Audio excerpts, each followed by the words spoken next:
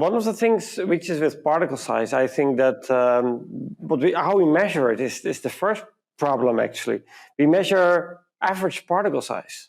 For a certain level, it's fine, but when it's about piglet health, that doesn't work. One of the reasons is if you do the analysis, you have those sieves on top of each other, and you analyze particle size, you get a value out of that. You can measure that, you can analyze that.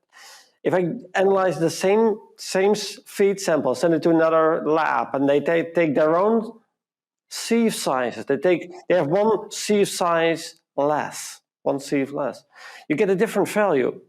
Same feed, different value. So how do you compare both feed particles?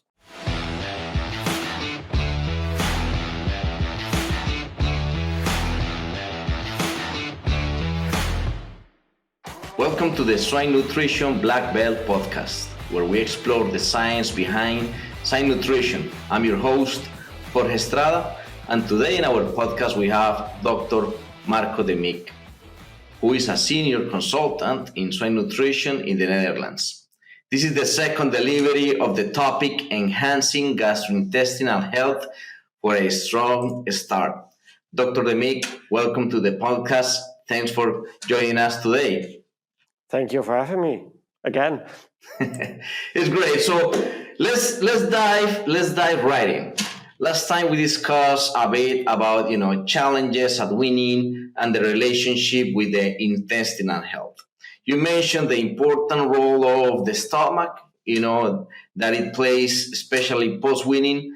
We discussed a little bit about types of fiber and the role of that and how important that is. But there is one thing that we didn't have enough time to discuss, and it was about particle size, right? And that's something that maybe, in a general sense, a lot of companies, a lot of production systems, because of the practicality of how they do things, they might just have one single particle size to fit everything, right? So with that being said, let's recap that. Let's talk about that a little bit. And from that standpoint, let's start with that part. I mean, we might be able to cover two things here today. One of them is the feed form, right? Pellet versus mash versus crumble. And the other one is particle size. So let's start with particle size. So one of the things which is with particle size, I think that how we measure it is the first problem, actually. We measure average particle size. For a certain level, it's fine, but when it's about piglet health, that doesn't work. One of the reasons is if you do the analysis, you have those sieves on top of each other, and you analyze particle size, you get a value out of that. You can measure that, you can analyze that. If I analyze the same feed sample, send it to another lab, and they take their own sieve sizes, they have one sieve size less, one sieve less, you get a different value. Same feed, different value. So how do you compare both feed particles? So that's the first part where we say, well, average particle size, it doesn't really work out because the number is not as strict as, for example, crude protein. That has to do with the analysis. And a second point is that if you do the particle size, nowadays we found out that it's not the average which counts, it's the outer layers.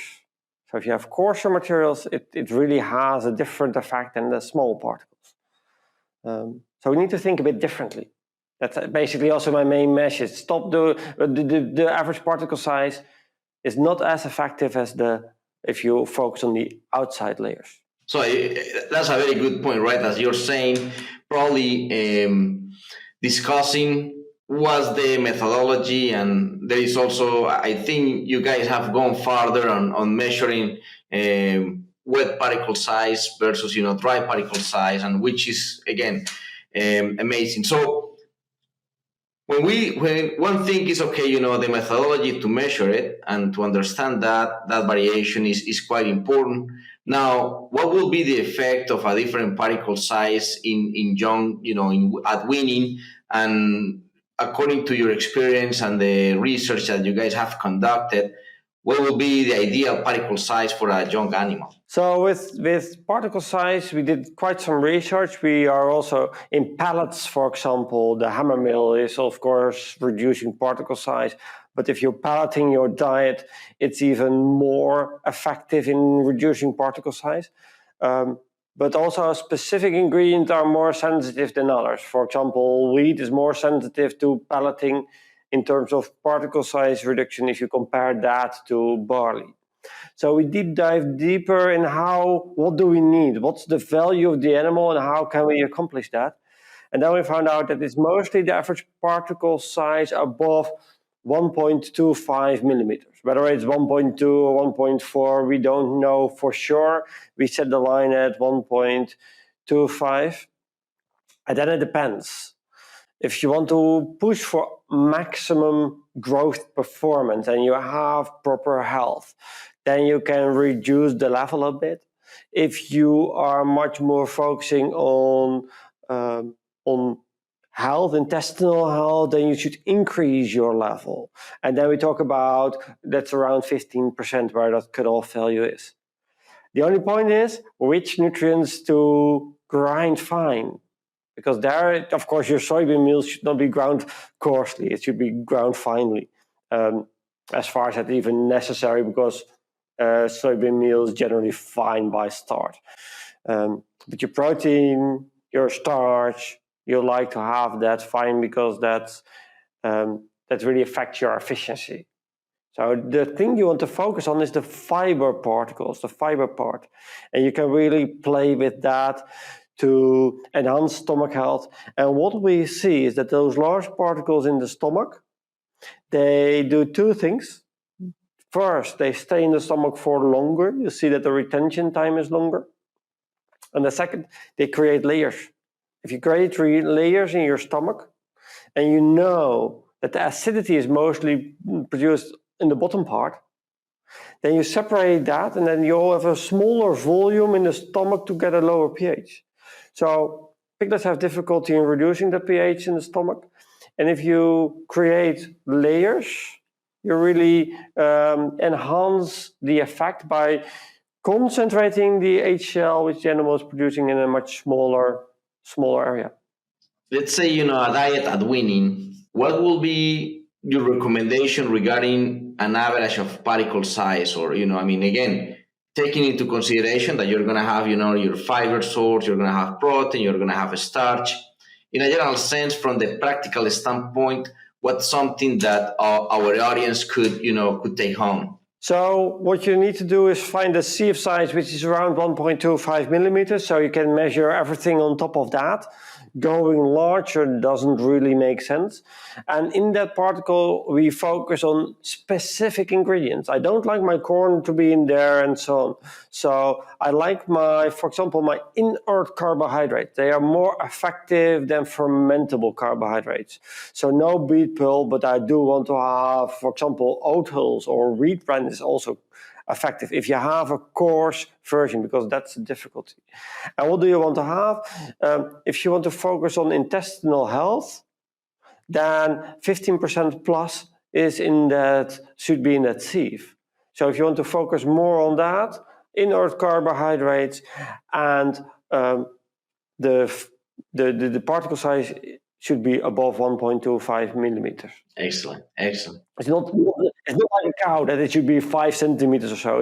It's rather small still. At Barnes, we're more than just another feed additive company. We are driven by science, innovation, and an understanding of the challenges you face in the ever-changing world of animal agriculture. We are your trusted partner for new-to-market natural alternative to choline chloride, Choline Plus FC, as well as enzymes, prebiotics, probiotics, macro minerals. To learn more about our product offering, visit barnes-ne.com/animal nutrition. Together, there's always a better solution. One last question. Let's talk about feed form. What's your experience? What do you think about, either pellet diet, micro pellet, mash diets? We're part of the topic today is gastrointestinal health. So from that standpoint, what is better for the pigs? Definitely not the micro pellets. They look really nice, tiny. It's a bit like the Dutch hagelslag. I won't talk too much about that, but it's too fine. It's a piglet. The pellet needs to be soft. So pellet quality and hardness, you try to avoid that. So if you do pelleted diet, make a bigger pellet. So there's less force. The particles are bigger in there. So that's first.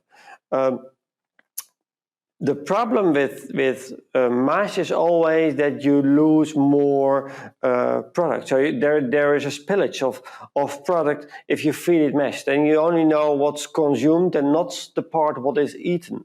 Part of that just ends up with the feces without going through the piglet. So there's a bit of a discussion about that. Preferably, I'll like to have the pellets.